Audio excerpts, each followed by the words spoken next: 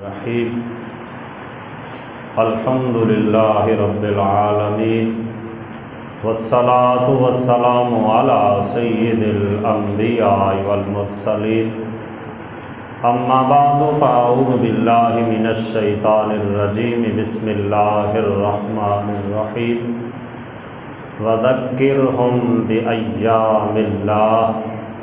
ان فی ذلک لآیات لکل صبار شکور قال اللہ تبارک وتعالی فی مقام آخر ولا تقولوا لمن يقتل في سبيل الله اموات بل احیاء ولكن لا تشعرون صدق اللہ العظیم قال اللہ تبارک وتعالی فی شان حبیبہ مخبرا وآمرا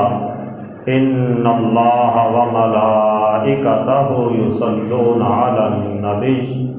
یا ایہا الذین آمنوا صلوا علیہ وسلموا تسلیما الصلاۃ والسلام علیک یا سیدی یا رسول اللہ وعلى آلك وأصحابك يا سيدي يا حبيب الله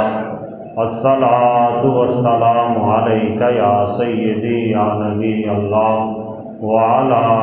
آلك وأصحابك يا سيدي يا نور الله مولاي صل وسلم دائما أبدا على حبيبك خير الخلق كلهم هو الحبیب الذی ترجى شفاعته لكل حول من الاحوال مقتحم یا رب بالمصطفى بلغ مقاصدنا یا رب بالمصطفى بلغ مقاصدنا واغفر لنا ما مضى یا واسع الکرم مولاي صل وسلم دائما ابدا علی حبیبک خیر الخلق کلہم احسان مانتا ہے زمانہ حسین کا احسان مانتا ہے زمانہ حسین کا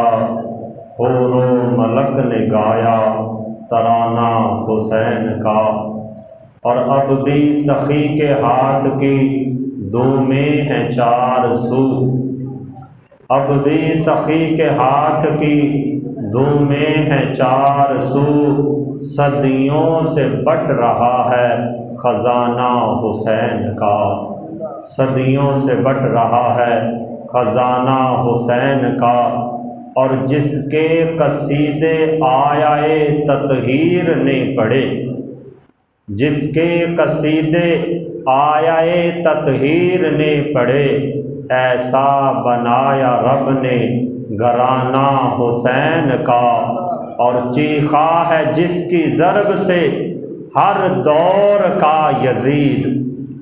چیخا ہے جس کی ضرب سے ہر دور کا یزید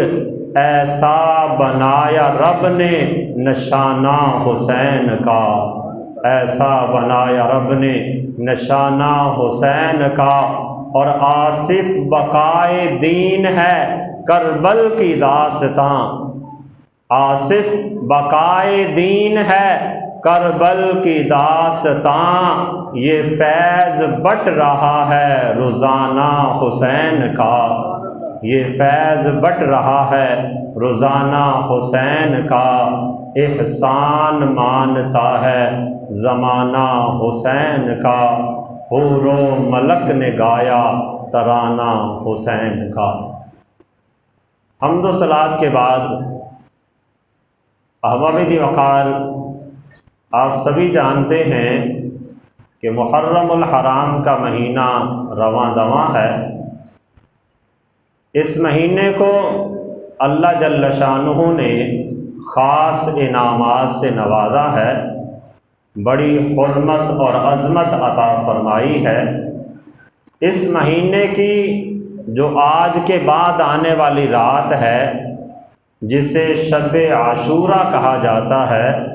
یعنی 10 محرم الحرام کی رات اور 10 محرم الحرام کا دن یہ بڑی عظمت و شان والا دن، اللہ جل شانہ نے اس دن کو بڑی فضیلت اور برکتوں اور عظمتوں سے نوازا ہے۔ اگر ہم نبی علیہ الصلاۃ والسلام کی احادیث مبارکہ کو دیکھیں اور سابقہ امت کے معاملات کو دیکھیں تو ہمیں زمانہ قدیم سے اس محرم الحرام کی حرمت اور اس کی عظمت و شان کا اظہار ہوتا ہوا نظر آتا ہے۔ تو احباب دی وقار، اسی مہینے کے ساتھ منسوب 10 محرم الحرام کو سید الشہداء، جنتی جوانوں کے سردار، حضور کے لخت جگر، حضور کے نور نظر، حضرت سیدنا امام حسین رضی اللہ تعالی عنہ، آپ کی شہادت بھی اسی مہینے کے اندر ہوئی۔ تو احباب دی وقار،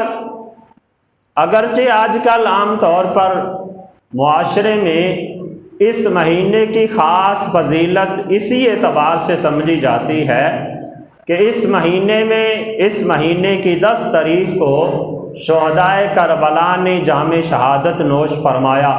اور حضرت امام حسین رضی اللہ تعالی عنہ نے بقائے دین کی خاطر اور دین کی سربلندی کے لیے اپنا گھر بار، اپنا تن من دن، اپنا تمام کنبہ اور قبیلہ اور یہاں تک کہ اپنا سر بھی اللہ کی بارگاہ میں پیش فرما دی۔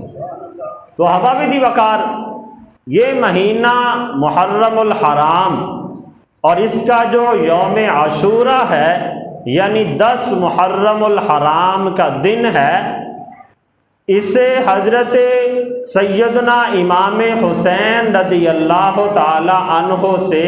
آپ کی شہادت سے پہلے ہی سے بڑی عزت و عظمت کی نگاہ سے دیکھا جاتا تھا۔ اللہ جل شانہ نے قرآن کریم کے اندر ہمیں یہ تنبیہ بھی فرمائی،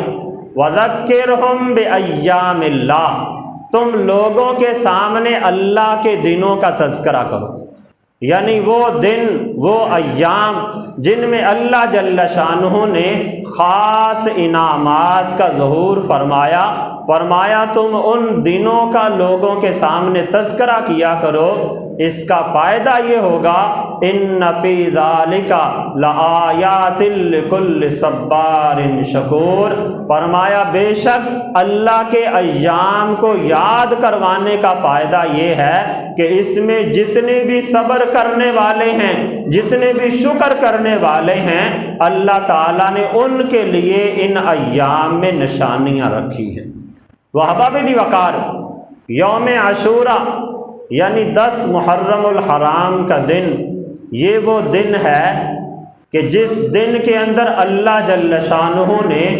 حضرت سیدنا آدم علیہ السلام کی توبہ کو شرف قبولیت عطا فرمایا۔ یعنی پتہ چلا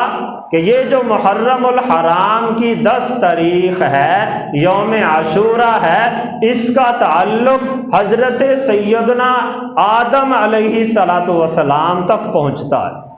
کہ آدم علیہ السلام کو جب جنت سے نکال دیا گیا، زمین کے اندر بھیج دیا گیا، پھر اللہ کی بارگاہ میں توبہ اور استغفار کرتے رہے، تو رب تعالیٰ نے جس دن حضرت سیدنا آدم علیہ السلام کی توبہ کو شرف قبولیت عطا فرمایا، وہ بھی یوم عاشورہ یعنی 10 محرم الحرام کا دن تھا۔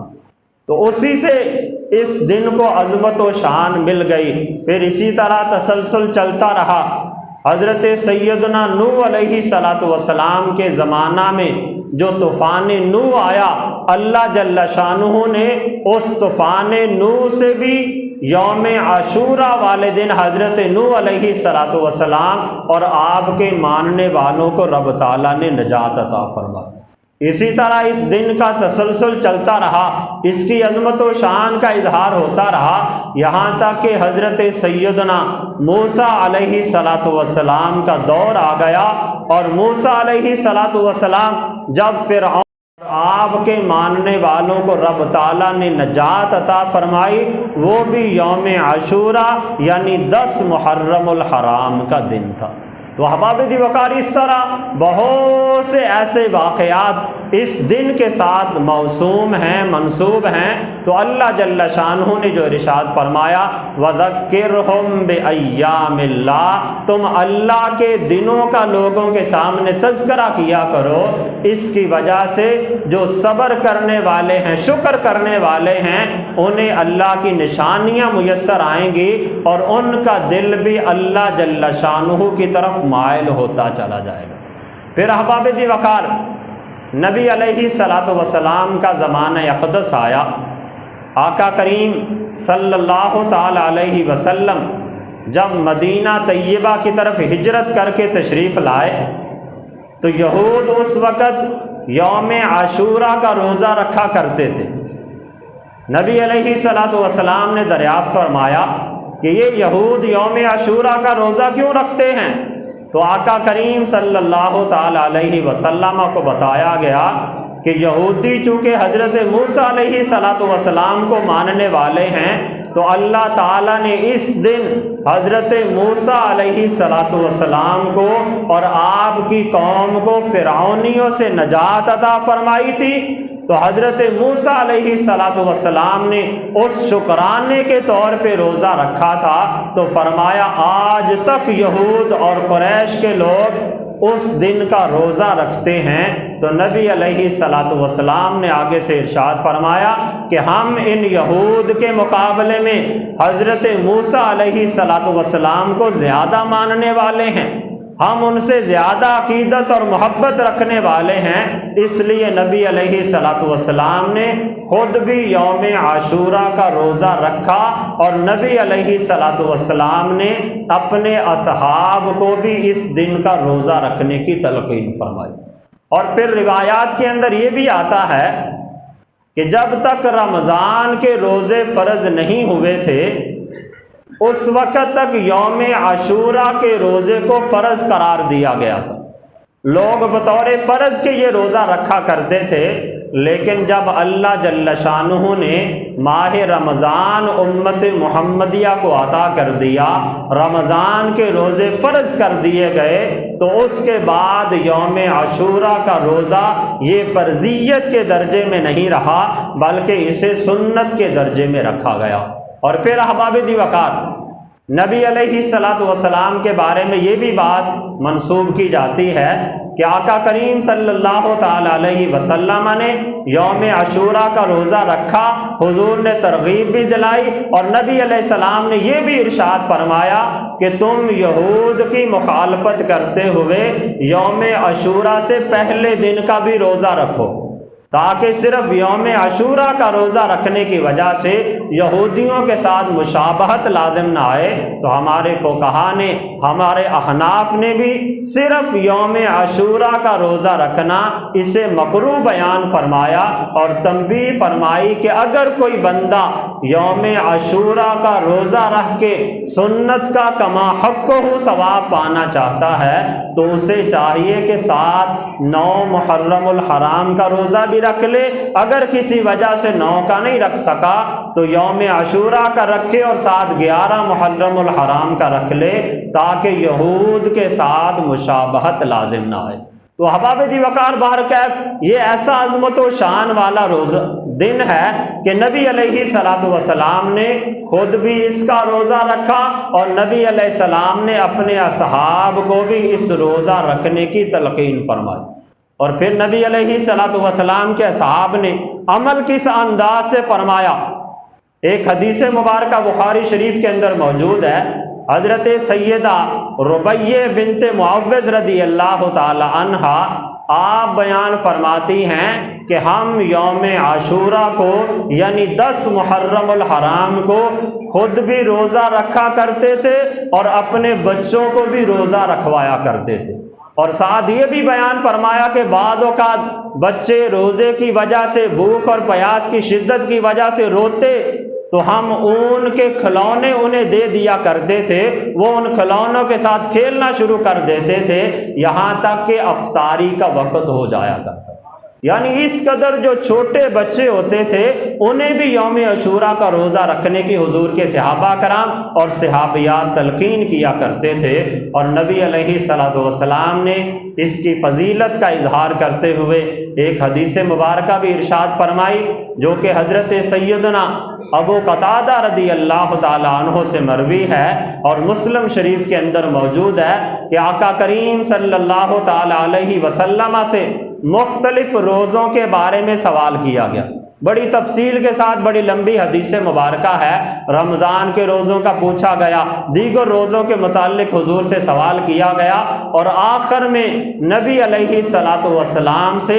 جب یوم عاشوراء یعنی 10 محرم الحرام کے روزے کی فضیلت کے بارے میں سوال کیا گیا تو نبی علیہ السلام نے ارشاد فرمایا کہ یہ ایسا برکتوں والا دن ہے کہ جو بندہ اس ایک دن کا روزہ رکھتا ہے اللہ تعالیٰ اس بندے کے گزشتہ تمام سالوں کے گناہوں کو معاف فرما دیتا ہے۔ تو احباب دی وقار، یہ ایسی عظمت و شان والا دن ہے کہ بندہ ایک دن روزہ رکھتا ہے تو اللہ تعالیٰ بندے کے پورے سال کے گناہوں کو معاف فرما دیتا ہے۔ تو احباب دی وقار، یقیناً یہ بڑی عظمت و شان والا دن ہے، اس کے روزے کی بھی بڑی فضیلت ہے۔ اگر کسی کو اللہ تعالیٰ توفیق دے تو اسے اس کا روزہ ضرور رکھنا چاہیے، لیکن یہ بات ذہن میں رکھیں کہ یوم عاشوراء کا روزہ رکھنا یہ سنت مستحبہ کے درجے میں، نہ فرض ہے، نہ واجب ہے، نہ سنت مؤکدہ ہے، بلکہ صرف سنت مستحبہ ہے کہ نبی علیہ الصلوۃ والسلام نے رکھا، حضور نے تلقین فرمائی، حضور کے صحابہ کرام نے رکھا۔ تو اگر کوئی بندہ روزہ رکھے گا تو رب تعالیٰ اسے اجر و ثواب عطا فرمائے گا، لیکن اگر کسی بندے نے نہ رکھا، اگرچہ بغیر کسی عذر کے نہ رکھا، تو اس پر کسی قسم کا کوئی گناہ نہیں ہے، اسے کسی قسم کا طعن و تشنیع کرنے کی ضرورت نہیں ہے، کیونکہ اس نے شریعت کے کسی بھی حکم کی مخالفت نہیں کی۔ تو یہ سنت مستحبہ کے درجے میں ہے۔ اگر کوئی بندہ رکھ لے تو آنے والا یہ آج 9 محرم الحرام ہے، جن احباب نے آج روزہ رکھا ہے اللہ تعالیٰ ان کا شرف قبولیت عطا فرمائے، وہ کل کا روزہ بھی رکھ لیں گے، فضیلت کو پا لیں گے، اور جو آج نہیں رکھ سکے اور یوم عاشوراء کی فضیلت کو پانا چاہتے ہیں تو وہ کل والے دن کا روزہ رکھ لیں، اور پھر اس کی کراہت کو ختم کرنے کے لیے 7 11 محرم الحرام کا روزہ ملا لیں، تو اس پر بندے کو کما حق ہو سنت مستحبہ پہ عمل کرنے کا اجر و ثواب ملے گا۔ پھر احباب دی وقار، جو قرآن کریم کی دوسری آیت بینہ میں نے تلاوت کی، جس کی وجہ سے خاص طور پر اس 10 محرم الحرام کو یاد کیا جاتا ہے، وہ حضرت سیدنا امام حسین رضی اللہ تعالی عنہ اور آپ کے رفقا کی شہادت کی طرف نسبت کرنے کے اعتبار سے۔ حضرت امام حسین رضی اللہ تعالی عنہ، اللہ جل شانہ نے آپ کو ایسا بلند و بڑا مرتبہ عطا فرمایا کہ دنیا کے اندر جتنے بھی شہید ہیں اللہ تعالیٰ نے تمام شہیدوں سے حضرت سیدنا امام حسین رضی اللہ تعالی عنہ کو بلند مرتبہ عطا فرمایا، اور اسے آپ کو سید الشہداء کا لقب دیا گیا کہ آپ تمام شہیدوں کے سردار ہیں۔ اور احباب دی وقار، جو بندہ عام شہید ہو اللہ تعالیٰ نے اس کے بارے میں قرآن کریم کے اندر ارشاد فرما دیا، وَلَا تَقُولُوا لِمَن يُقْتَلُ فِي سَبِيلِ اللَّهِ أَمْوَاتٌ بَلْ أَحْيَاءٌ وَلَٰكِن لَّا تَشْعُرُونَ۔ فرمایا جو اللہ کے رستے میں مارے جائیں، اللہ کے رستے میں قتل کر دیے جائیں، اللہ کے رستے میں شہید کر دیے جائیں، انہیں فرمایا مردہ نہ کہو، انہیں مردہ نہ کہو، ارشاد فرمایا بل احیاء، بلکہ وہ زندہ ہیں، ولیکن لا تشعرون، لیکن تمہیں ان کی زندگی کا شعور ہی نہیں ہے۔ تو احباب دی وقار، شہادت تو ویسے ہی بڑا بلند و بالا مرتبہ ہے۔ فقہاء کرام نے ترتیب بیان فرمائی کہ اللہ کے قرب کے اندر آنے والے لوگ جو ولایت کے درجے پہ فائز ہوتے ہیں، اس کے بعد قطبیت کا، غوثیت کا، مجتہد کا درجہ آتا ہے، اور جو صحابیت کے درجوں کے بعد سب سے بلند درجہ ہے وہ شہادت کا درجہ ہے، اور اللہ تعالیٰ نے حضرت امام حسین رضی اللہ تعالی عنہ کو تو تمام شہیدوں کا سردار قرار دیا ہے۔ اور پھر احباب دی وقار شہادت کے منصب کی فضیلت کو بیان کرتے ہوئے ایک شاعر نے اس انداز سے بیان فرمایا کہ شہید اس دار فانی میں ہمیشہ زندہ رہتے ہیں، زمین پر چاند تاروں کی طرح تابندہ رہتے ہیں۔ یہ گویا کہ اس آیہ مقدسہ کا ترجمہ ہے کہ اللہ جل شانہ نے ارشاد فرمایا وَلَا تَقُولُوا لِمَنْ يُقْتَلُ فِي سَبِيلِ اللَّهِ أَمْوَاتٌ، کہ جو اللہ کی راستے میں شہید کر دیے جائیں، مارے جائیں، انہیں مردہ نہ کہو، بل احیاء وَلَٰكِن لَّا تَشْعُرُونَ، بلکہ وہ زندہ ہیں، تمہیں ان کی زندگی کا شعور ہی نہیں ہے۔ تو شاعر نے اسے ہی بیان فرمایا کہ شہید اس دار فانی میں ہمیشہ زندہ رہتے ہیں، زمین پر چاند تاروں کی طرح تابندہ رہتے ہیں، اور شہادت آخری منزل ہے انسانی سعادت کی۔ شہادت آخری منزل ہے انسانی سعادت کی، وہ خوش قسمت ہے جس کو مل جائے دولت شہادت کی۔ احباب دی وقار شہادت بہت بلند و بالا منصب ہے۔ اللہ جل شانہ کا وہ انتہائی قرب والا بندہ ہوتا ہے جسے اللہ جل شانہ شہادت کا منصب عطا فرما دے۔ پھر احباب دی وقار فقہائے کرام نے یہ بھی بیان فرمایا کہ حضرت امام حسین رضی اللہ تعالی عنہ کی شہادت کو اس قدر عظمت و شان کیوں ملی، آپ کو اس قدر مقام و مرتبہ کیوں ملا؟ تو فقہا نے یہ بھی بیان فرمایا کہ یہ اصل میں نبی علیہ الصلوۃ والسلام نے جو شہادت کی تمنا کی تھی، تو اللہ تعالیٰ نے چونکہ اپنے نبی علیہ الصلوۃ والسلام کی حفاظت کا ذمہ لے رکھا تھا، اگر حضور کو میدان جنگ کے اندر شہید کر دیا جاتا تو نعوذ باللہ من ذالک اللہ کی حفاظت پہ حرف آتا تھا، تو اللہ جل شانہ نے اپنے پیارے حبیب علیہ الصلوۃ والسلام کی حفاظت بھی فرمائی، آپ کو ظاہراً لوگوں سے محفوظ بھی فرمایا، اور ساتھ ساتھ اپنے پیاروں کی تو اللہ تعالیٰ باتوں کو رد ہی نہیں فرماتا۔ پھر سید الانبیاء ہوں، تمام انبیاء کرام کے امام ہوں، اللہ تعالیٰ کے محبوب ہوں، وہ خواہش کریں اور رب تعالیٰ خواہش کو پورا نہ کرے۔ بخاری شریف کے اندر 4 مرتبہ میں نے یہ روایت پڑھی ہے، شاید اس کے علاوہ بھی ہوگی، 4 مرتبہ میں نے خود پڑھی ہے کہ جس کے اندر اس چیز کا اظہار کیا گیا کہ نبی علیہ الصلوۃ والسلام نے ارشاد فرمایا کہ مجھے اس ذات کی قسم جس کے قبضہ قدرت میں محمد کی جان ہے، فرمایا میں یہ چاہتا ہوں کہ میں اللہ کے راستے میں جہاد کروں، جہاد کرتے کرتے مجھے شہید کر دیا جائے، ثم احیا، پھر فرمایا مجھے زندہ کر دیا جائے، ثم اقتل، پھر مجھے شہید کر دیا جائے، ثم احیا، پھر مجھے زندہ کیا جائے، ثم اقتل، پھر مجھے شہید کر دیا جائے۔ ایک جگہ پہ 4 مرتبہ ایسے الفاظ موجود۔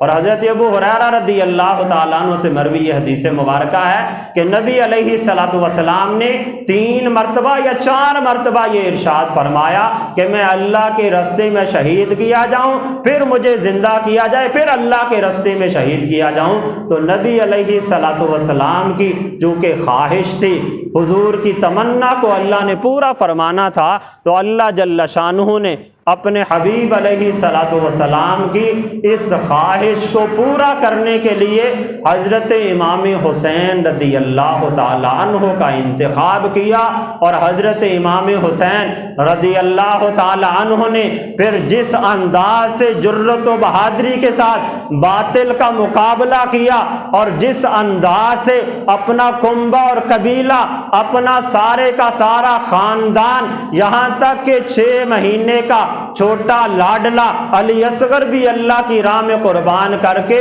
پھر آخر میں اپنی جان کا نذرانہ پیش کر کے نبی علیہ الصلوۃ والسلام کی شہادت کی تمنا کو پورا فرما دیا۔ وہ احباب دی وقار فقہا نے بیان فرمایا کہ حضرت امام حسین رضی اللہ تعالی عنہ آپ کی جو شہادت کو اس قدر شہرت ملی، اس قدر عظمت و شان ملی، اور آپ کو جو سید الشہداء کا لقب دیا گیا، اس کی اصل وجہ یہ ہے کہ حضور کی تمنا شہادت کا ظہور حضرت سیدنا امام حسین رضی اللہ تعالی عنہ کی شہادت سے ہو رہا ہے۔ اور پھر احباب دی وقار